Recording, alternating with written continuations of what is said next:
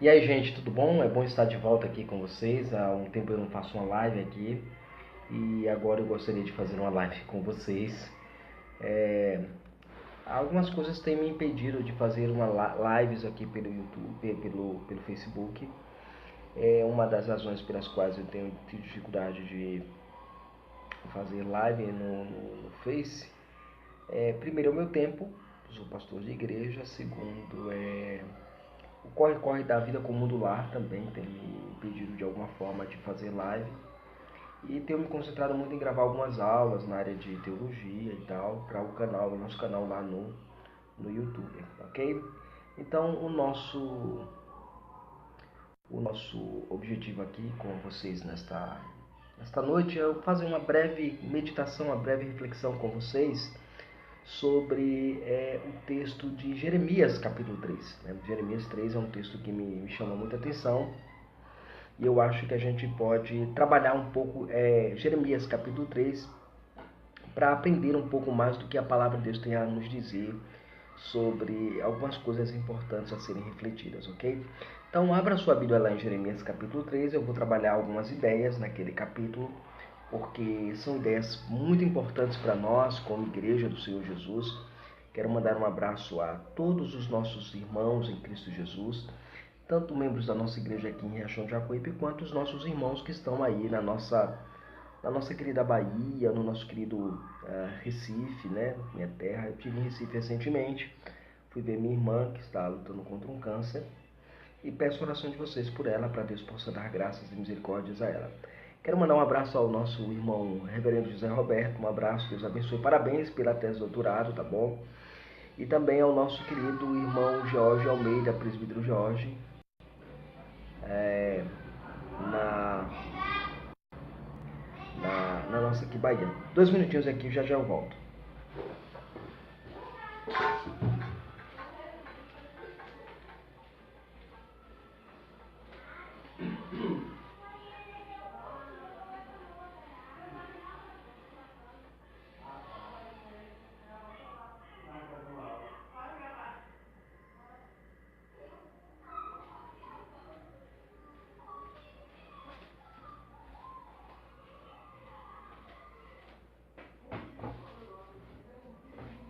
Gente, eu voltei. Desculpa aí alguém da nossa igreja aqui, uma ovelha minha passou aqui me chamando nesse momento.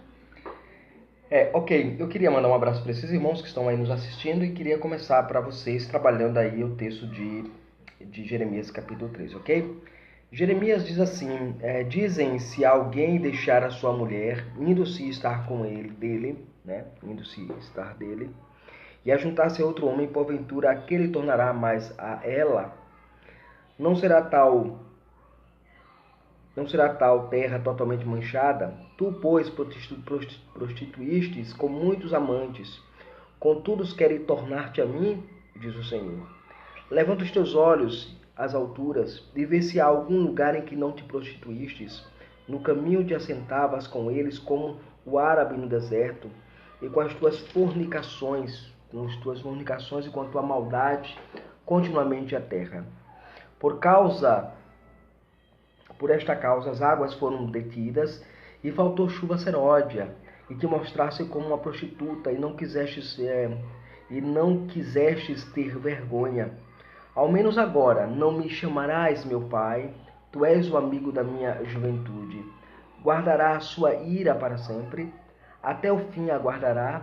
Eis que assim falastes, mas fizestes maldades e as enchestes. Aqui, gente, nós temos algumas coisas interessantes aqui a serem refletidas sobre o texto de Lamentações de Jeremias capítulo 3. Primeiro, nós temos o chamado ao arrependimento que Deus faz à nação de Israel, que está agora mergulhada em idolatria, mergulhada em pecado, mergulhada na prática idolátrica, e Deus, de maneira graciosa, vai até este povo, e Deus chama, ele se coloca no texto como um marido traído, como aquele que foi traído, como aquele que sofreu o ato do adultério. O adultério aqui, certamente, é o adultério espiritual, como nós bem sabemos, e Deus ele usa a lei do divórcio, lá de Deuteronômio capítulo 24, de 1 a 4, para fundamentar o seu chamado ao arrependimento. Ali naquele texto é interessante porque quando se coloca a lei do divórcio ali, se estabelece alguns critérios que diz o seguinte: olha, se você era casado com alguém e você não achou algo vergonhoso na pessoa, você deve lavrar a carta de divórcio e entregar a esta pessoa e esta pessoa estar livre. Se ela vier casar com outra pessoa, tranquilo, mas se o marido morrer, você não pode desposá-la novamente, porque seria uma coisa abominável. Então Deus ele usa aquilo que é considerado abominável na sua lei para falar do seu amor a Israel, que havia abandonado ele por outros deuses. Deus havia lavado uma carta de divórcio, havia deixado ela ir para viver a sua própria idolatria, no sentido de viver esse adultério espiritual. Entretanto, Deus agora, no texto de Jeremias, diz assim: porventura poderei retornar a ela poderá voltar a ser minha esposa, eu quero ela de volta. Então, o sentido exatamente que Deus coloca aqui no texto é o chamado arrependimento de Israel para que abandone os seus pecados, ignore os seus pecados, largue os seus pecados e se volte para o Senhor. Uma outra questão importante é que, a despeito da infidelidade, Deus quer a sua esposa, ou seja, a nação, de volta. Verso 2 deixa isso claro para nós.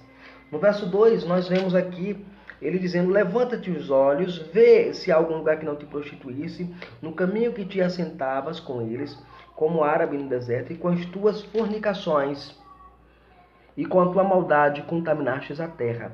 Ele decide agora chamar esta nação que havia se contaminado em idolatria e em pecado de volta. Ele quer a sua esposa novamente, ele quer a nação de volta para com ele. Agora, um detalhe importante é que a chamada à confissão sincera é clara. O verso 2 deixa isso claro para nós. No verso 2, Deus exige que Israel confesse os seus pecados, abandone os seus pecados. Olhe, veja onde foi que você não caiu. Veja cada espaço aqui onde você não levantou um poste ídolo, onde você não levantou um antro de idolatria. Isso aqui é importante para nós, porque há muito equívoco sobre esta questão da idolatria.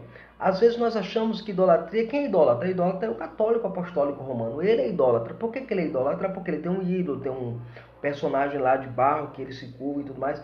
Mas às vezes nós temos os nossos ídolos dentro do nosso coração, dentro da nossa idolatria, dentro da nossa estrutura religiosa que nós criamos. Então, a primeira coisa que Jeremias faz, através da profecia, Deus, usando o profeta Jeremias, é chamando ele de volta ao arrependimento. Agora, veja bem, aqui, a chamada à confissão sincera é porque não havia um único lugar no mundo no qual a infidelidade da nação não tenha sido revelada. Então, não importa, o pecado de Israel, ou o adultério de Israel, foi público, não foi uma coisa escondida, não foi uma coisa feita num ambiente oculto, mas num ambiente público, notório. Era notório que Israel estava abandonando a Deus, trocando a Deus pelo falso ídolo, pela falsa adoração. E aí isso me leva para uma outra questão sobre esse texto, as consequências do pecado não confessado. Quais são as consequências que o pecado não confessado, o pecado que você não confessa, pode acarretar? Algumas coisas interessantes aqui. Você verá aqui nesse texto, por exemplo, quero mandar um abraço aí para o nosso irmão Edivan Visgueira, nosso irmão em Cristo Jesus, foi minha ovelha ali no Piauí. Um abraço, Deus te abençoe e estenda graça sobre a tua vida, Edivan. Tá bom? Deixa eu lembrar aqui para vocês um detalhe importante. As consequências de um pecado não confessado. Quando você não confessa o seu pecado, ele acarreta sobre você consequências severas, consequências difíceis e consequências terríveis. A primeira consequência que há, no caso da nação de Israel, por ser idólatra, por ser infiel ao Senhor, por viver na prostituição, é a presença da seca ali naquela nação. No verso 3 diz assim: por esta causa, ou seja, por causa disto, as águas foram detidas e faltou a chuva seródia.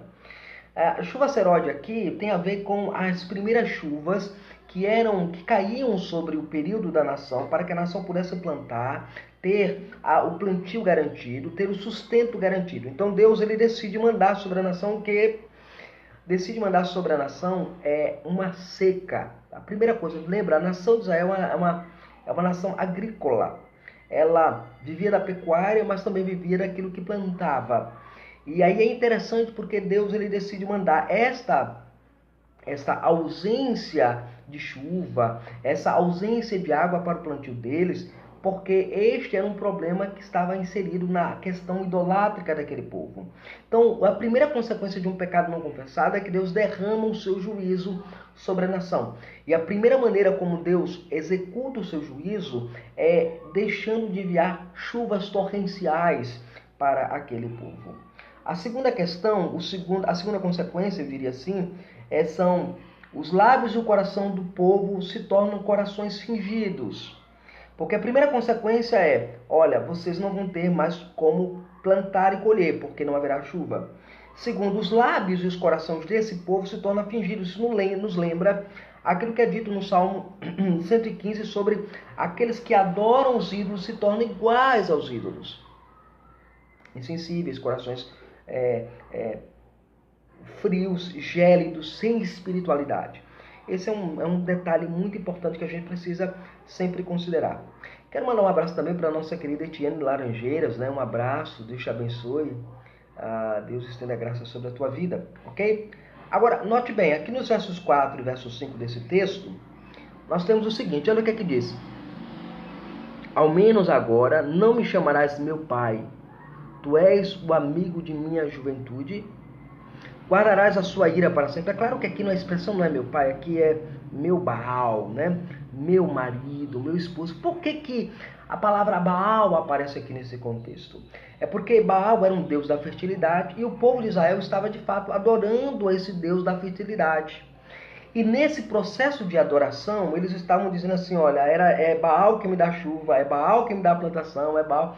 Então, só que a palavra Baal, ela é uma palavra com um duplo significado. Significa marido e significa uma divindade. E aí é importante a gente ter isso, né? Um abraço também para os irmãos aí da Igreja Presbiteriana de Todos os Santos, conhecida também como Igreja Presbiteriana Monte Carmelo, onde fui pastor um bom tempo aí com vocês. Um abraço, saudade dessa igreja.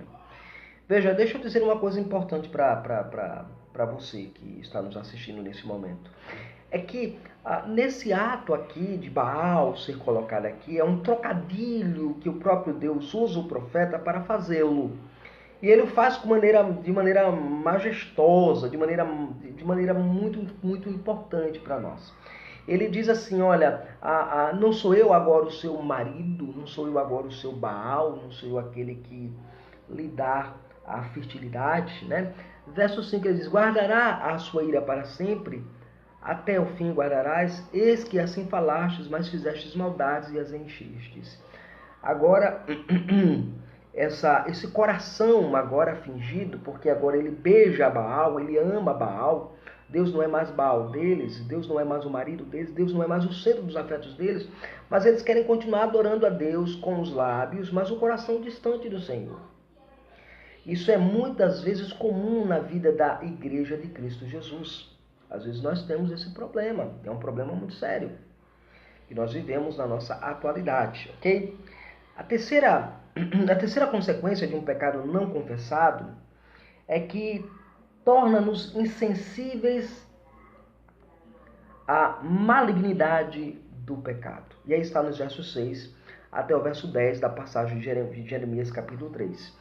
E disse o Senhor nos dias do rei Josias, vistes o que fez a apóstata, né, Israel? Ela se foi sobre todo o monte alto e debaixo de toda a árvore frondosa e ali se prostituiu. E disse depois de fazer isso, a tornar-se-á a mim, mas não se tornou. E viu isso a sua irmã traidora Judá. E aí, verso 8. Ela viu que por haver adulterado a apóstata Israel, eu a despedi e lhe dei carta de divórcio, ou carta de repúdio. Mas não teve temor a pérfida Judá, sua irmã, mas que também ela se foi e se deu à prostituição. E sucedeu que pela fama de suas fornicações, a terra foi contaminada e adulterou com a pedra e com a madeira. Apesar de tudo isso, sua irmã, a pérfida Judá, não se tornou a mim de todo o coração, mas de maneira fingida, diz o Senhor. E aqui, gente, é interessante essa passagem aqui que eu acho muito bíblica, muito forte para nós, né? E aí é interessante a nós entendermos isso aqui. Quando você tem o coração insensível por causa da maldade do pecado, o que acontece? Jeremias ele coloca Israel e Judá, porque ele está olhando para o reino dividido. E aí o Senhor diz assim, olha, nos dias de Josias, Israel, reino do norte, a apóstata, ela deitou-se debaixo de todo o bosque, adorou todos os ídolos que eram possíveis adorar.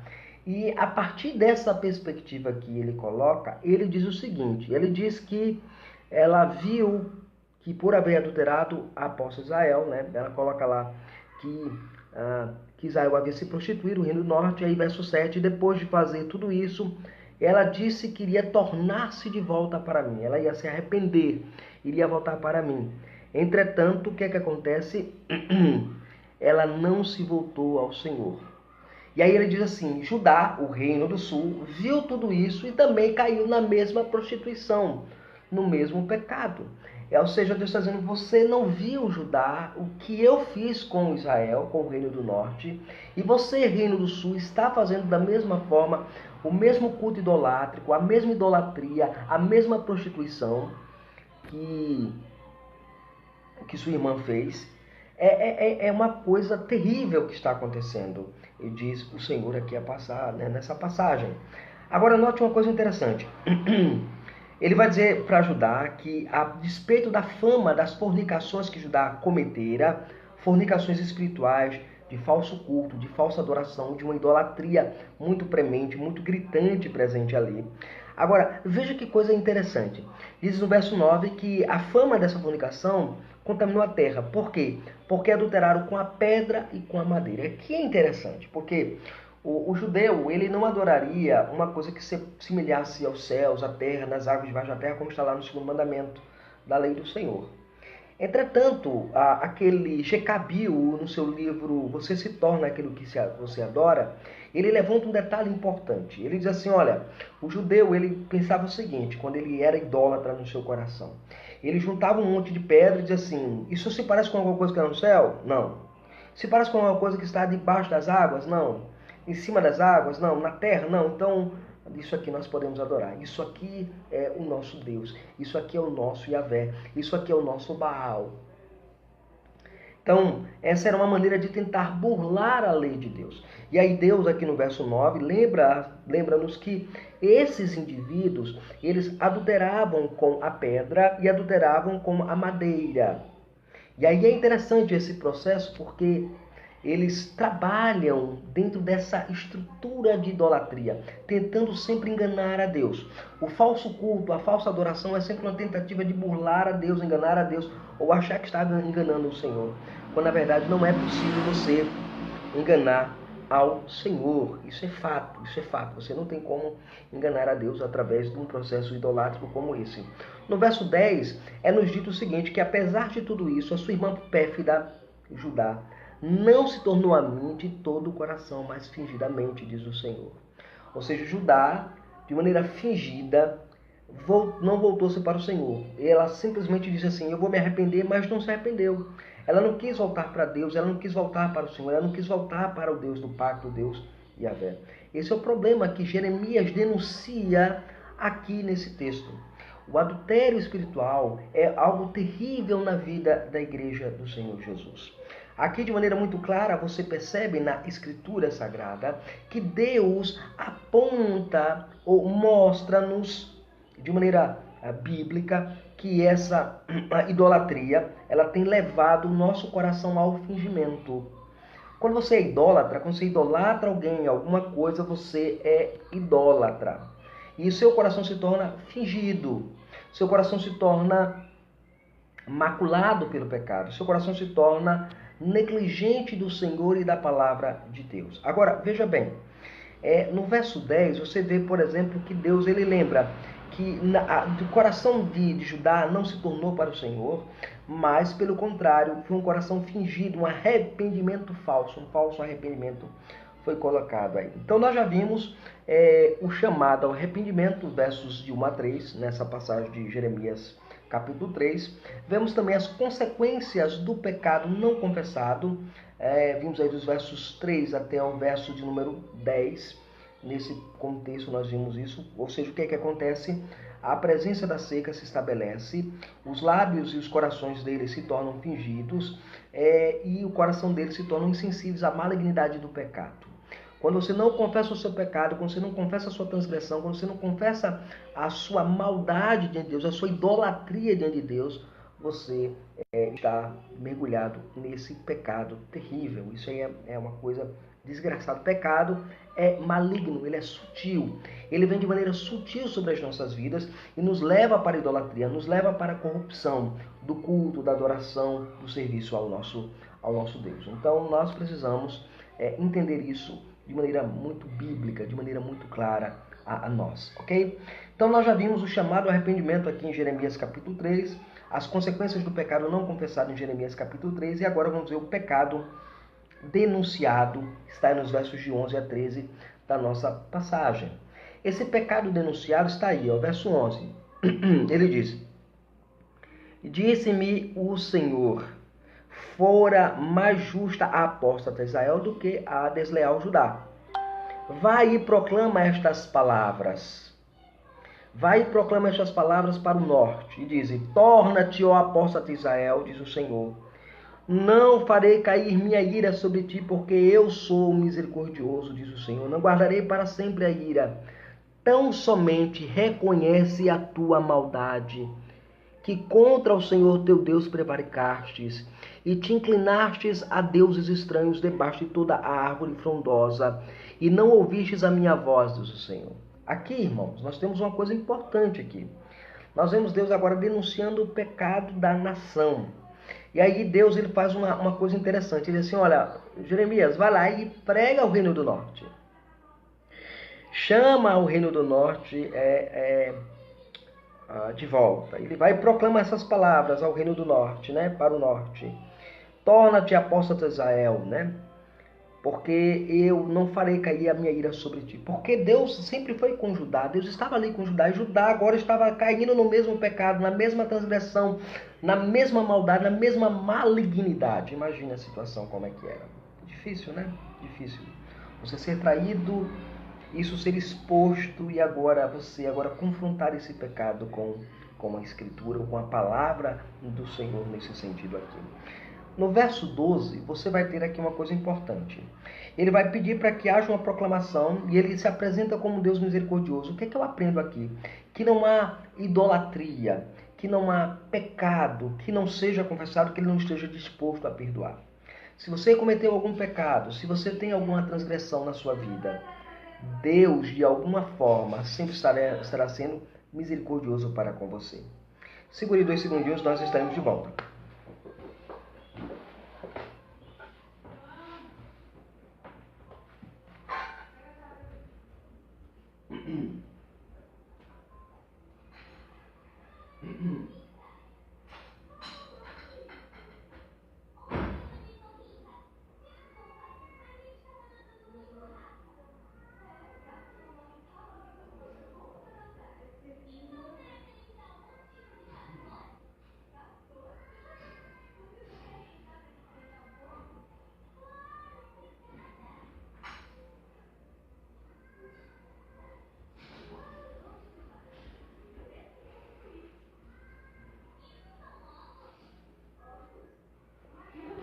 Pronto, gente, voltei, né? Desculpem aí, a minha esposa chegou aqui agora e eu tive que ir atendê-la à porta.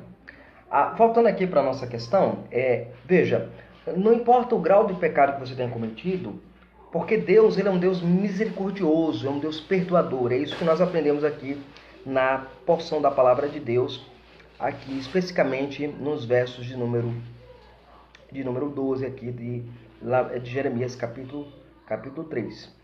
No verso 13, né? No verso 13, quando o pecado é enunciado, o verso 13 é assim: tão somente reconhece a tua maldade, que contra o Senhor teu Deus prevaricastes, E te inclinastes a deuses estranhos debaixo de toda árvore frondosa e não ouvistes a minha voz, diz o Senhor. Olha que coisa interessante.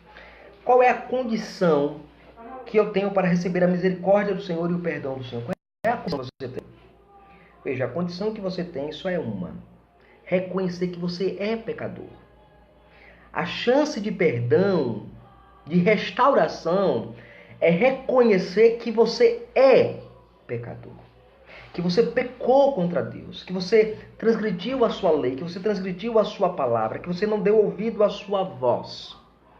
E aí nós vemos aqui interessante, muito bom para nós, é a importância da pregação da palavra. Mas não é qualquer pregação, é a pregação bíblica, a pregação que desafia a nossa vida, a pregação que de fato faz com que a nossa vida reflita sobre quem é Deus e o que Deus é. Agora, note bem aqui, de maneira muito centrada na Escritura, é que Jeremias ele nos lembra, através da voz do Senhor, dizendo o seguinte, que a primeira atitude de um cristão, quando ele é denunciado pelo seu pecado, através da palavra de Cristo, através da palavra do Senhor, a primeira coisa é reconhecer quem ele é. Quem é você? Você é pecador, você é transgressor da lei de Deus. Então, reconhece a tua maldade contra o Senhor. Então, veja, Israel estava pecando, levando toda a nação ao pecado da idolatria, se tornando prostituta por isso, e Deus olha aquele pecado primeiramente contra ele. Segunda coisa, diz aqui que Israel prevaricou contra Deus. O que seria prevaricar aqui? Essa palavra, esse verbo prevaricar, é o verbo que aponta para a ideia de alguém que conhece alguma coisa, deve fazer aquela coisa de maneira certa, mas acaba fazendo aquilo de maneira errada. Por exemplo, um policial que furta um bem, ele recebe a maior penalidade por prevaricação, porque ele deveria guardar a lei e não transgredi-la. Assim Israel, como um povo pactual de Deus, sabia que deveria guardar um culto puro, santo, justo, piedoso diante do Senhor, mas Israel estava transgredindo o culto a Deus através da idolatria. Então nós temos aí uma temática importante para a gente trabalhar dentro do processo da revelação de Deus.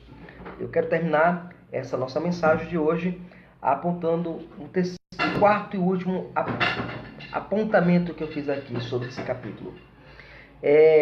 Ele não apenas, nós vimos aí que Deus chama o povo ao arrependimento, nós vimos as consequências do pecado não confessado e agora nós vimos o pecado denunciado. E por fim, vamos ver agora a exortação ao arrependimento. Exortação ao arrependimento, versos 14 a 18 desta passagem, ok? E assim nós estaremos encerrando a nossa transmissão de hoje. Ok, deixa eu apertar aqui. Pronto. Muito bem. Os versos 14 agora, eu tenho o seguinte: convertei-vos, filhos apóstatas, diz o Senhor, porque eu sou o Senhor vosso Senhor, que vos tomarei de um de cada cidade, 2 de cada família, e vos introduzirei em Sião. E vos darei pastores segundo o meu coração, que vos apacentem com conhecimento e com inteligência. Então Deus agora ele pede, ele convoca, ele exorta o povo ao arrependimento. E a razão para que esse arrependimento seja nutrido e alimentado na vida da igreja diariamente é que ele dará pastores com conhecimento, que pastoreiem segundo o coração dele, que pastoreiem com inteligência. Aqui é importante porque a figura de pastor aqui é a figura do regente, daquele que rege o povo de Deus, aquele que conduz o povo de Deus pela palavra de Deus, pelo evangelho do Senhor, pela graça do Senhor. Isso aí é importante para nós. No verso 16 diz assim que acontecerá que quando vos multiplicardes e crescerdes sobre a terra, nesses dias, diz o Senhor, nem virá ao pensamento, nem se fará menção dela, nem sentirão falta, nem se fará outra. E aqui é interessante porque a igreja não sentirá falta da arca da aliança. Ninguém vai dizer assim, conhece o Senhor, né? A gente vê isso aqui de maneira muito interessante aqui nesse texto. Naquele tempo chamarão a Jerusalém trono do Senhor, e todas as nações se reunirão com ela em o nome do Senhor Jerusalém. E não andarão segundo a dureza do seu malvado coração. Naqueles dias Andará a casa de Judá com a casa de Israel, e virão juntamente da terra do norte, a terra que fiz e que jurei os vossos pais a herdarem. E aqui, gente, nós aprendemos algo muito bom, algo muito importante para nós. Nós aprendemos que Deus, Ele pastoreará o nosso coração com a sua palavra. Ele vai dizer a nós, não, eu não preciso mais da arca da aliança, eu não preciso mais olhar para a Torá, eu não preciso mais olhar para estas questões, eu preciso agora ter a lei de Deus guardada no meu coração, eu vou ser guiado pelo Senhor, porque Deus vai me conduzir em triunfo e santidade. Mas o primeiro princípio é, eu preciso voltar ao Senhor, eu preciso me converter ao Senhor, eu preciso abandonar os meus pecados, eu preciso renunciar aos meus pecados e abraçar a Cristo, aquele em quem eu encontro todas essas bênçãos na plena realidade e na plena suficiência. É em Cristo que eu serei pastoreado. É através de Cristo que eu serei alimentado. É através de Cristo que a igreja é reunida. A igreja viverá unida para a glória do nosso Deus. Ok? Então, essa foi a nossa palavra de hoje. Eu prometo, porque faz tempo que eu não faço live, mas eu prometo sempre que eu puder, vou fazer com mais regularidade as nossas lives, tá bom? Vou tentar fazer com mais regularidade as nossas lives. Tentarei manter as segundas-feiras como o dia para a gente fazer as nossas lives aqui no Facebook. E vou marcar também um dia específico para fazer a nossa live lá no nosso canal no YouTube, tá bom? Deus abençoe, Deus estenda a graça sobre vocês e que a palavra de Cristo seja abundante em vossas vidas. Meditem exatamente nesse texto, Jeremias capítulo 3, versos de 1 até o verso 18, que foi o tema da nossa exposição nesta noite. Deus abençoe, estenda a graça sobre a vida de vocês. Quero mandar um abraço para o Wagner Júnior, que está nos assistindo, o nosso irmão Sandro Rocha, minha ovelha lá na nossa congregação em Conceição do Coité, o irmão Antônio de Jesus também, que minha ovelha lá em Conceição do Coité, o nosso irmão Luciano Aguilera, que está em São Paulo nos assistindo. Deus estenda a graça e bênção sobre a sua vida. Um abraço para a Ivete também e seu filho. Deus estenda a graça sobre vocês. Eu fui, Deus abençoe.